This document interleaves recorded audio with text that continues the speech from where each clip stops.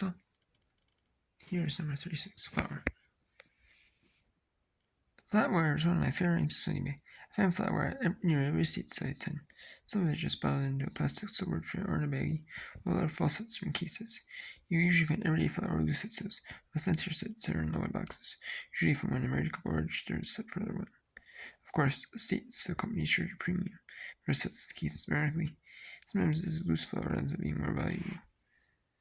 Because prices can vary widely for flour, I am very careful not to overpay for them. Every set is unique and commands a different price based on age, pattern, and number of pieces and condition. I try not to pay more than $25 for a set that comes in wood case because while some can sell for $150, others may bring in much less. While silverware sets, fancy box are always priced high, loose and rare flatware that's tossed in bags is sometimes as low as $1. I hit up estate sales on the last day when items are half off. Once I went and bought 3 sets of flour, 2 were wooden cases, while the third was an old plastic divider tray. I paid $25 each for the sets of the cases, and $9 for a set of plastic tray. $9 sent a rare parent from Japan that's over $100, with immense me listing it on eBay. Flour is a bit more work than most items you see on eBay, as you should clean and polish your piece and research your pattern. I usually placements that come in silvertableware.com to research flour. I start with finding the maker's mark on the back of a piece, then go through the online catalogs to find the pattern. Once I know the pattern, I do a complete listing search on eBay to see what the sets are currently selling for. You want to make sure you grade the condition of flatware fairly. Note anything which are tiny holes or dents. Be careful not to overstate the condition, as what may look barely used to you may appear very worn to a collector. I spun the fall areas, narrow scratches from which is common to see in flatware listing. I lay all the pieces on a white piece of postboard. Take multiple up-close pictures of various groupings. Most flour pieces are marked with the brand. Some also have the tip material, stainless or silver plate, in that country manufacturer.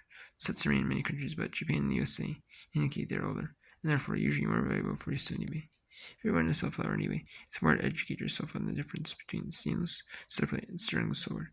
Sterling silver is a real deal and commands a high price. Do not advertise flour, silver, or sterling silver unless you're 100% sure that is. These days, there are a lot of people hang up the garage sales and thrift stores actively looking for silver, so chances of you stumbling upon it and yet well-tended sales will bear.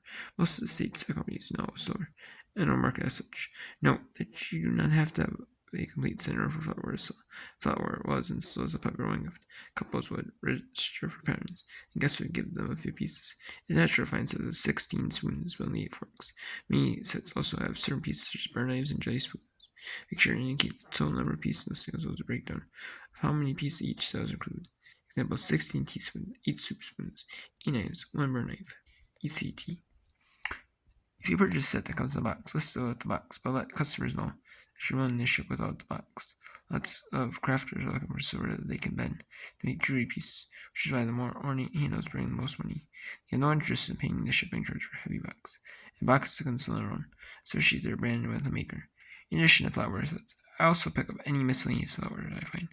A spoon here, a few forks there. I put them into a party mail flatware box and list them as scrap. Collectors and crafters both like to dig through results. I'm usually able to sell a box of scrap for $99.88 with free shipping, which is around $14 for flat rate.